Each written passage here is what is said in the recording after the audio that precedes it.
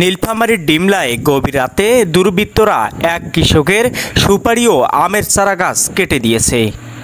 ঘটনাটি ঘটেছে ৭ নং খালিশা চাপানি ইউনিয়নের কাকিনা চাপানি গ্রামে। ক্ষতিগ্রস্ত কৃষক মানিক রায়ের বাবা জানান, সংসারের একমাত্র ভরসা ছিল চারা গাছগুলো। এলাকার এক ব্যক্তি ফ্রি চারা দিয়েছিলেন, কিন্তু রাতের আধারে দুর্বৃত্তরা সব কেটে দিয়েছেন। আইতুতে গোড়ায় কাটি দিছে। কায় কাটছে এটা? ধরি নেই তো। ধরি পান নাই? না, ধরিও দেয়নি। তাহলে তোমরা কি চান?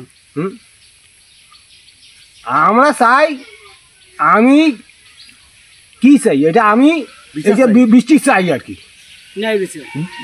বাড়িতে আসি তা মোর বেটা কাছে জমি না পিছিয়ে তা আমার জমি বলে আটে না আটে তা কয় বলে মা মানুষের জমি কেন আমার ইয়ের গাছ থুই তা আমার ওকে উঁচা করিয়া তুই তো এইটা কি অপরাধ হয়েছে বাবা? আমার বিরোধ থুছি, আমার বিরোধ গাছে মানুষের বেইমান, মানুষের চক্রান্ত দেখোওয়ালা গাছগুলো কাটছে।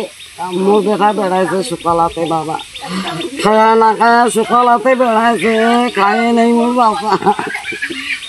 এই ঘটনায় এলাকায় ক্ষোভ ও উদ্বেগের সৃষ্টি হয়েছে।